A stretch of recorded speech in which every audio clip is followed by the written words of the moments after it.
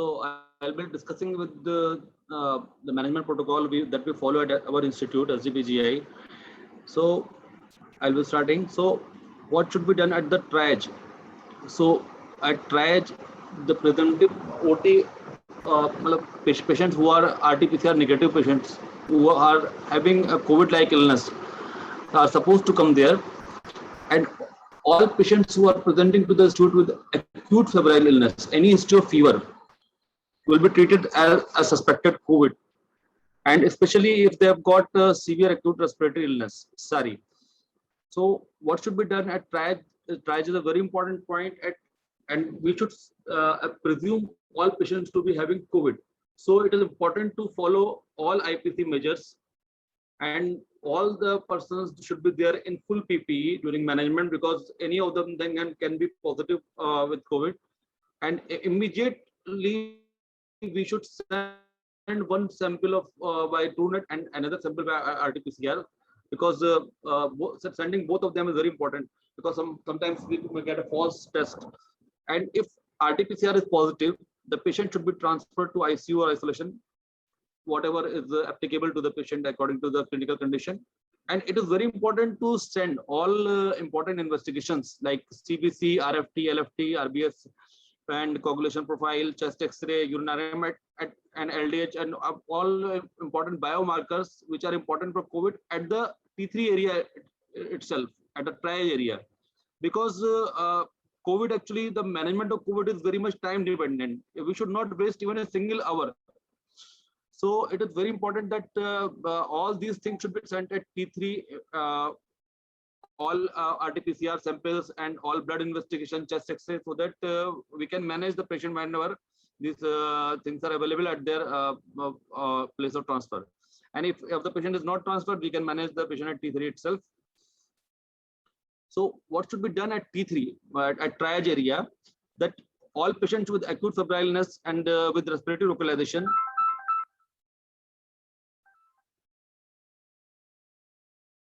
so they should be started with broad spectrum antibiotics, because they may be having pneumonia, and if the patient is having a hypoxemic respiratory failure along with the febrile illness, so it is important to get one HRCT. And if CORAD's scoring is more than 4, the patient should be started on remdesivir 200 mg on day 1, and then 100 mg on OD for 4 days. And it is very important that we should also start anticoagulation like low molecular weight heparin, and our dose of dexamethasone, which is 0.1 to 0.2 mg per kg, can be started, awaiting RT-PCR report. And we should also maintain hydration by giving some IV fluids. And regarding CORAD's scoring, that there are 6 CORAD scores, and CORAD 4 is that in which the COVID findings are very much there, and COVID is very much probable.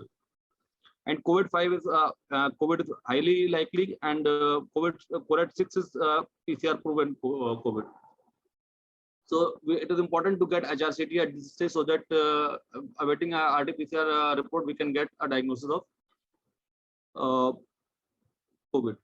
So oxygen supplementation should be started with the nasal prongs, and if the patient is unable to maintain saturation, then the patient should be shifted to either VAGOE mask or non-breathing reservoir bath mask and high flow nasal cannula. And if required, we can also give a cautious trial of CPAP or an IV. And it is very important that at all times we should maintain the saturation, whatever means is possible. And it is very important that if the patient is not in shock, the amount of fluid given should be very conservative, because a lot of fluids at this stage may worsen the respiratory failure. So conservative fluid management is very important. And if a patient is not able to maintain with these measures, then obviously we have to go for mechanical ventilation, and we have to follow conventional ARDS strategy. And if the suspicion for of COVID is very high, even if the RT-PCR is negative, then we should also repeat RT-PCR. because negative RT-PCR in a suspected COVID patient, if the suspicion is very high, does not rule out COVID. So a repeat testing may be required. So we should decide the place of management that at the triage area the patient can be, if the patient can be managed at home isolation, then patient can be shifted back to the home, and if requires a hospitalization, then should be hospitalized in the respective area like isolation or HDU or ICU, whatever. And the patient should be referred to a proper center according to the clinical condition. And there should be a properly written plan for the management of the patient. It is very important to categorize the COVID, because this categorization is very important in the treatment and prognosis of the patient. And this categorization, I will just let you know, is done on the basis of symptoms, and this is our SpO2 and respiratory rate. So what is category A? Category A is mild disease, and when this respiratory rate is stable, less than 20 per minute, and SpO2 is more than 94%. It is very important that we should always categorize the patient basis on the basis of SpO2. At room air, this is important that patient should be at room air and should be maintaining more than 94%. And X-ray done should be normal. And if this is the condition, then we don't recommend any laboratory investigations. So we can avoid the investigation at this point of time, and we should also discourage HRCT at this stage. So patient can be safely followed and for worsening of the symptoms. And in category B, patient have got dyspnea. So it may be on exertion, but there is dyspnea. So patient may be better at rest, but may be having dyspnea at exertion. So it is very important to ask for any history of dyspnea at exertion. And there is tachypnea with the respiratory rate more than 24 per minute, and saturation is less than 94% at room air. So this is very important. Cutoff is 94%. Then chest X-ray is not normal. It shows bilateral infiltrates. And in lab, there are any of two of these criteria, like CRP more than 50 but less than 100, ferritin between 500 to 1000, D-NABR between 500 to 1000 nanogram per ml, and interleukin 6 between 5 to 10 times upper limit of the normal. Usually it is 6, upper limit of normal is 6, so it is between 30 and 60, and any of these two are present, then patient can be categorized category B. And CT, if done, it should be if it is between 8 to 17. Some people say 7 to 15, but usually we here follow 8 to 17 criteria. Is taken as category B. In category C, the patient is having dyspnea at rest. So in category B, it was at exertion, and it is in category C, the dyspnea is at rest, and the saturation is less than 90% at room air, and the respiratory rate is more than 30 per minute. So chest X-ray again abnormal, showing infiltrates, and there can also be hemodynamic instability, and there can be alteration of pigmentation because of hypoxia. There can be loss of consciousness or syncope also. And in lab values are also abnormal in this case, like CRP more than 125, ferritin more than 800, and D-dimer more than 1000, and interleukin 6 more than 10 times the upper limit of normal, that is more than 60. And if any two of these criteria are present, then the patient will be classified as category C. And the CT severity index is more than 18. So what is the treatment for category A? So in category A, we can go for home isolation, contact with and droplet precautions like use of mask, strict hand hygiene. Then pharmacological therapy, we can give ivermectin 12 milligram OD for 3 days. Then azithromycin 500 milligram OD for day 1 to day 3. And we can use doxycycline also. We usually here use doxycycline for 100 milligram BD for days up to day 7. Then vitamin C, zinc, and vitamin D also have been shown to prevent respiratory infection. So it is also recommended to give vitamin D 6,000 units OD for 5 days. And recently, it has been shown in studies that nebulization with budesonide can prevent the progression to a higher stage with COVID. So this is a good approach to nebulize the patient with budesonide 3 times a day. And the total dose of budesonide for nebulization is 800 microgram per day. So we should give plenty of fluids to them, and it is very important to do pulse oximetry, so for noting any worsening of the symptoms, and they should also monitor their temperature. So in category A, if the patient is persistently febrile and saturation is less than 94% for at least half hour measured in 2 different fingers, patient should be given glucocorticoids. The molecules of choice are like dexamethasone 6 mg OD, methylprednisolone 30 mg OD, or tablet prednisolone 40 mg OD. And if the condition doesn't improve in 24 hours, then the patient should be referred to the nearest COVID hospital. Patient with risk factor for severe illness like uncontrolled diabetes mellitus, patient having end-stage renal disease or decompensated chronic liver disease should be monitored closely and should be given possible risk of deterioration. The prognosis should be explained to the family that these patients are likely to deteriorate further, and they should be referred as early as possible. And if they develop worsening symptoms like there is confusion, there is difficulty in breathing, the saturation is not being maintained, there is persistent pain or pressure in the chest, there is cyanosis which is evident by bluish coloration of the face or lips, dehydration, or decrease in output, they should be immediately referred for hospitalization to a higher center. Now we'll discuss the treatment for category 2B. Obviously, the patient should be admitted to HDU ICU, and all other measures for contact and droplet precautions, strict hand hygiene, maintain hydration, they should be followed. And patient should be oxygen should be supplemented to the patient by nasal prongs or face mask. And if the patient is not able to maintain saturation with up to 6 liters per minute, then we should use high flow oxygen system like Venturi mask, non-breathing reservoir mask, or HFNC.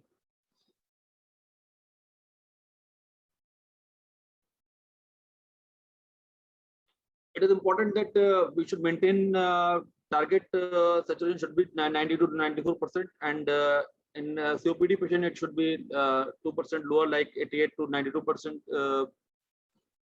It is very important that we should encourage awake proning in all patients with COVID whenever possible, because this is shown to improve saturation from 3 to 8%.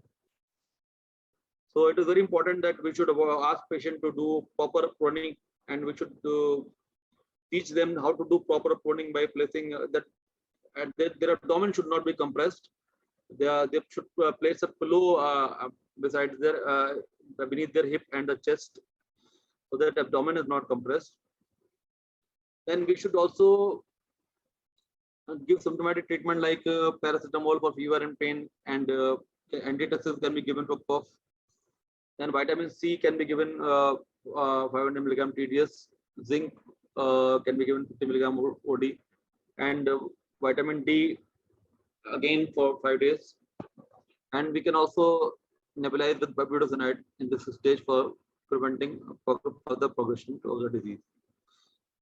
Then we should also give anticoagulation in this, like enoxaparin or fragment. However, the contraindications are end-stage renal disease, active bleeding, or low platelet count, or patient has an indication for emergency surgery.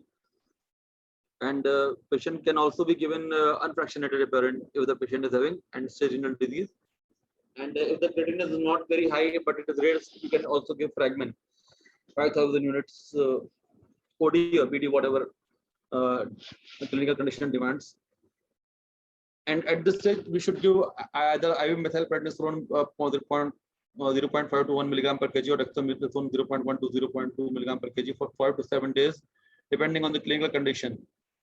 And they should be administered as early as possible, preferably within 48 hours of admission, if the oxygen requirement is increasing and if the inflammatory markers are increased.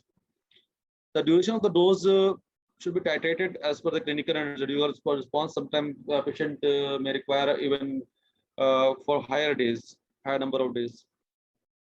All patients should also, if there is no contraindication like chronic liver disease or with LFTs are normal, then they should also be given remdesivir 200 milligram on day 1 followed by 100 milligram daily from day to day 5. An empirical therapy with broad spectrum antibiotic according to the local antibiotic policy. And they should also be treated for their comorbid condition, which is like they should be treated for hypertension, diabetes, and if they are having CAD. And they should be followed up by CRP, D-dimer, ferritin every 48 to 72 hours, even daily if required. And CBC with differential count, absolute lymphocyte count, and KFT, RFT can be done daily. We can also try newer anti-inflammatory therapies like baricitinib along with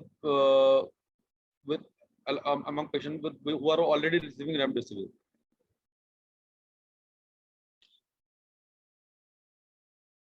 But then, if the patient is showing evidence of cytokine storm in the form of doubling of serum ferritin or interleukin 6 and CRP, then they should be considered for tocilizumab therapy. But we should very clearly rule out infection in this case. So we should also order procalcitonin.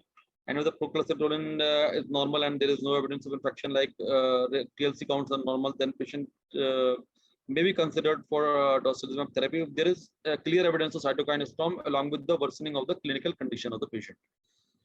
So if there is increased work of breathing, which is evident by the use of accessory muscles, and if the patient is showing signs of hemodynamic instability in the evidence in the form of shock, and there is increase in oxygen requirement, then the patient should be transferred to ICU as soon as possible. So there are some patient with COVID-19 experience antibacterial infection, so we should consider empiric antibiotic therapy according to local antibiotic policy. So this is the study of baricitinib, in which this study was published in NEJM, and they have shown that when baricitinib is used with remdesivir, the median time to recovery is reduced. The time to recovery among patients with receiving high flow oxygen or non-invasive admission is also reduced, and serious adverse events are reduced in patients with who are giving baricitinib along with remdesivir, as compared to who are given placebo along with baricitinib. Oh, sorry, remdesivir. So the effect is most evident in patients with a baseline original ordinal score of 5, that is on supplemental oxygen, or with high flow oxygen or NIV. So these are the oxygen, high flow oxygen, and NIV. These are the groups which benefit mostly with baricitinib, and the median time of recovery is reduced.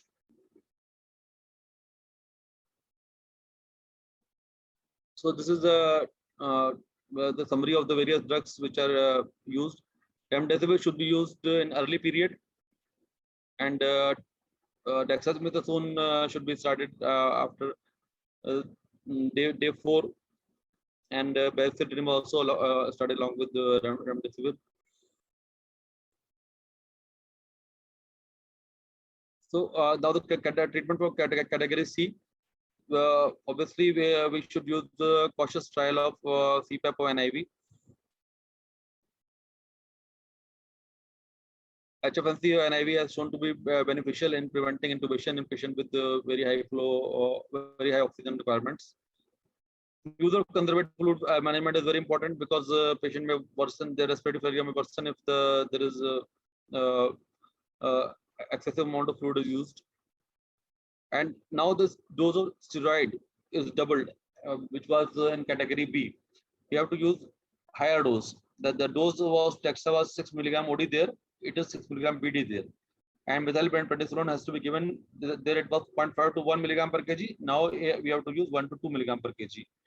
So, and probably they may be required for a longer duration of time. And dose has to be tapered according to radiological recovery and clinical recovery. So if there is there is some rapid worsening or evidence of cytokine storm is there, so we can consider tocilizumab or with methylprednisolone pulse also can be used here. 2 milligram for 3 days. That is 125 milligram BD has to be given for 3 days. And we can also consider tocilizumab if the interleukin 6 and ferritin is doubling within 24 hours and along with clinical signs of deterioration. But it is very important to rule out secondary bacterial or fungal infection in this case. So we should evaluate by radiological means, procalcitonin, TLC, and we should see that whether lines are present or not. And we should actively rule out infection, because if infection is there, then obviously the patient will deteriorate sepsis.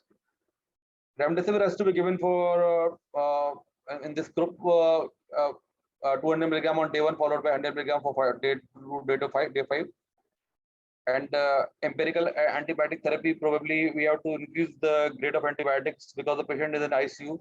So carbapenem with the teicoplanin has to be used along with the plus minus antifungal.